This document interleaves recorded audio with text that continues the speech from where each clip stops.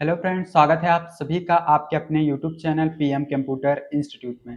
तो दोस्तों, आज के वीडियो में हम बात करने वाले हैं होम टैब के स्टाइल ग्रुप के बारे में। कंटेंट पर टाइटल लगाना, हेडिंग लगाना, सब टाइटल लगाना जैसे स्टाइल को सीखने वाले हैं कि कैसे अपने कंटेंट पर उन सभी स्टाइल्स को अप्लाई करना है। तो चलिए बिना किसी देरी के शुरू करते हैं। मैं जिस डॉक्यूमेंट का यूज़ कर रहा हूँ, इस डॉक्यूमेंट का लिंक मैं आपको डिस्क्रिप्शन में दे दूंगा। आप इस डॉक्यूमेंट का यूज़ करके अपना नोट भी बना सकते हैं और साथ ही साथ इस पर प्रैक्टिस भी कर सकते हैं। तो चलिए, सबसे पहले तो हम ये समझ लेते हैं कि आखिर स्टाइल क्या होती है। ठीक है, स्टाइल आखिर होती क्या है। तो यहाँ देखिए, स्टाइल एक पहले से बना बनाया फॉर्मेटिंग का सेट होता है जो एक क्लिक में आप टेक्स्ट पर इसे लागू कर सकते हैं, जिसमें font size, colour spacing, alignment जैसी चीज़ें पहले से ही तय होती हैं। तो स्टाइल के बारे में आपको समझ में आ गया होगा। अब बात करते हैं कि किसी भी स्टाइल को आखिर किसी कंटेंट पर लगाया कैसे जाता है।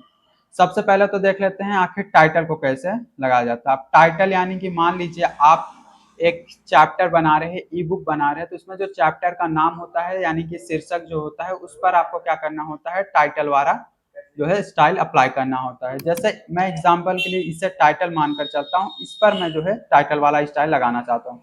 मैंने इसे सिलेक्ट कर लिया। सिलेक्ट करने के बाद आप अभी देख पा रहे होंगे कि इसमें 3 ही स्टाइल दिखाई दे रही है। लेकिन जब आप ड्रॉप डाउन पर क्लिक करेंगे तो इस ड्रॉप डाउन में आपको पहले से बने बनाए काफ़ी जो है स्टाइल दिखाई देंगे। यहाँ पर टाइटल वाला भी स्टाइल है। मैं इस पर क्लिक कर देता हूँ। अब आप देख सकते हैं मेरा जो नॉर्मल यहाँ पर कंटेंट था वो टाइटल वाले स्टाइल में बदल चुका है। साथ ही साथ इसका फॉन्ट फेस जो पहले कैलिबरी बॉडी था, अभी कैलिबरी लाइट हो गया है और इसका फॉन्ट साइज भी 828 यहाँ पर हो चुका है। तो टाइटल वाला कंटेंट आपको समझ में आ गया। नेक्स्ट है यहाँ पर नॉर्मल। नॉर्मल तो बाय डिफॉल्ट होता ही है। जैसे मैं यहाँ पर कंट्रोल एन करके एक नया डॉक्यूमेंट लेता हूँ और यहाँ पर मैं कुछ टाइप करता हूँ। यहाँ पर आप देख सकते हैं जो मैं टाइप कर रहा हूँ उसका जो स्टाइल है यहाँ पर नॉर्मल पहले से ही सेट है। तो डिफ़ॉल्ट रूप से जो स्टाइल सेट होती है एमएस वर्ड में वो नॉर्मल होती है। नॉर्मल में अगर मैं सिलेक्ट करके इसे नॉर्मल दे भी दूँ यहाँ पर, तो आप कुछ फ़र्क नहीं देखेंगे क्योंकि ये नॉर्मल पहले से ही है, इसमें कुछ भी ज़्यादा फॉर्मेटिंग नहीं की गई है। नेक्स्ट देख लेते हैं स्टाइलिश नो स्पेसिंग। मैं इस कंटेंट को सिलेक्ट करता हूँ। सिलेक्ट करने के बाद इस नो स्पेसिंग स्टाइल को मैं यहाँ पर अप्लाई कर देता हूँ। आपको देखने को मिल रहा होगा कि जो लाइन के बीच एक्स्ट्रा स्पेस है, यहाँ पर देखिए नो स्पेसिंग एक ऐसा स्टाइल है जिसमें पैराग्राफ के ऊपर और नीचे एक्स्ट्रा स्पेस नहीं होता, यानी अगर एक्स्ट्रा स्पेस है तो ये उसे हटा देगा। तो अगर आपको भी ऐसा स्पेसिंग रखना है जहां पर लाइन के बीच में जो है स्पेसिंग ना हो, तो आप नो स्पेसिंग का यूज कर सकते हैं। नेक्स्ट स्टाइल है हेडिंग वन। मान लीजिए आप शीर्षक बना रहे हैं, कंटेंट बना रहे हैं, तो उसमें आपको हेडिंग वन स्टाइल किसी कंटेंट पर लाना है, तो आप क्या कर सकते हैं, ये हेडिंग वन वाला स्टाइल उस पर अप्लाई कर सकते हैं। ये वाला सिंपल उस पर क्लिक कर दे। ये देखिए यहाँ पर हेडिंग वन का स्टाइल लग चुका है। इसका जो है यहाँ पर कलर भी चेंज हो चुका है और यहाँ पर फॉन्ट फेस भी और फॉन्ट साइज भी 20 यहाँ पर हो चुकी है। नेक्स्ट है हेडिंग टू। मैं हेडिंग टू वाला कंटेंट सिलेक्ट करता हूँ। इस पर हेडिंग टू वाला यहाँ पर स्टाइल अप्लाई कर दिया है। हेडिंग टू का जो फ़ॉन्ट साइज होता है वो 16 होता है। हेडिंग वन का जो फ़ॉन्ट साइज होता है वो 20 होता है। आपको ये समझा होगा। अब मैं सब टाइटल यानी कि अगर मैंने टाइटल बनाया है उसका कुछ डिस्क्रिप्शन दिया है तो उसको मुझे सब टाइटल वाले स्टाइल से फॉर्मेट करना होगा। अब मैंने इस सब टाइटल वाले कंटेंट को सिलेक्ट कर लिया है। सिलेक्ट करने के बाद ये रहा सब टाइटल वाला फॉर्मेटिंग। यहाँ पर इस पर क्लिक कर दिया है मैंने और ये जो है अब सब टाइटल स्टाइल बन चुका है। यहाँ पर और भी है सब टाइटल एम्फेसिस। मैं इसको सब टाइटल एम्फेसिस दे दे रहा हूँ। यहाँ पर आप देख सकते हैं ये थोड़ा सा इटैलिक हो चुका है, यानी कि तिरछा, ये आपको दिखाई दे रहा होगा।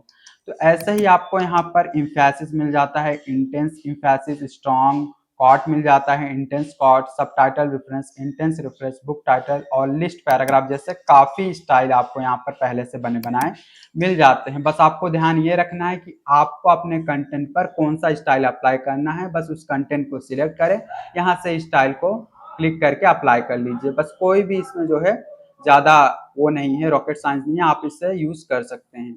चलिए ठीक है, हम नेक्स्ट ऑप्शन की तरफ बढ़ते हैं। नेक्स्ट ऑप्शन है क्रिएट अ स्टाइल। अब ये देखिए, ये जो आप यहाँ पर देख रहे हैं ये सभी तो पहले से बने बनाए हैं जो कि एमएस वर्ड पहले से बनाकर रखता है।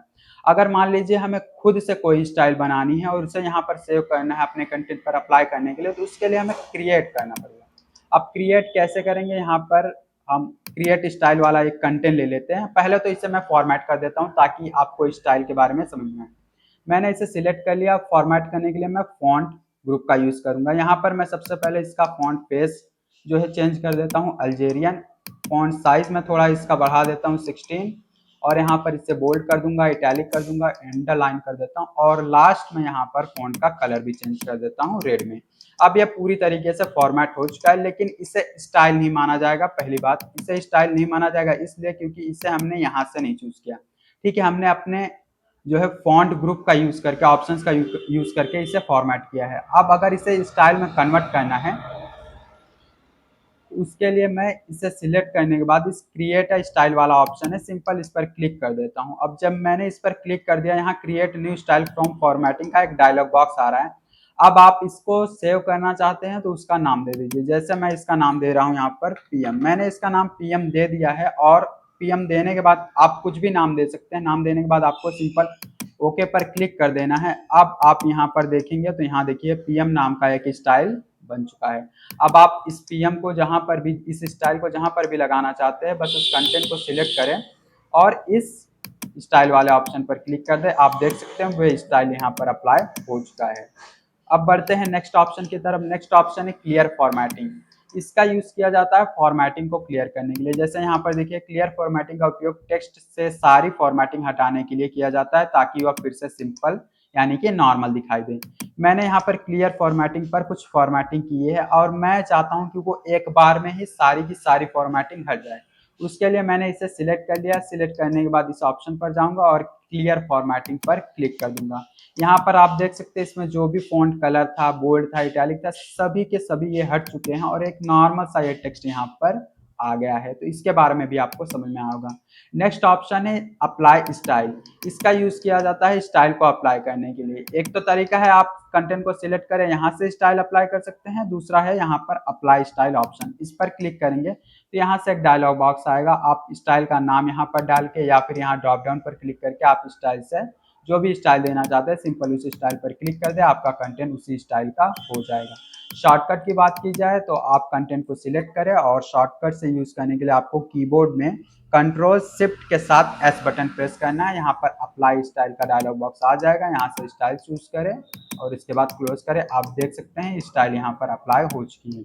तो दोस्तों, आज के वीडियो में हमने स्टाइल ग्रुप के सारे ऑप्शन को बिल्कुल बेसिक से और सिंपल लैंग्वेज में सीखा है। यह वीडियो आपको पसंद आया होगा तो इस वीडियो को लाइक करें और प्रैक्टिस करके जरूर देखें दोस्तों।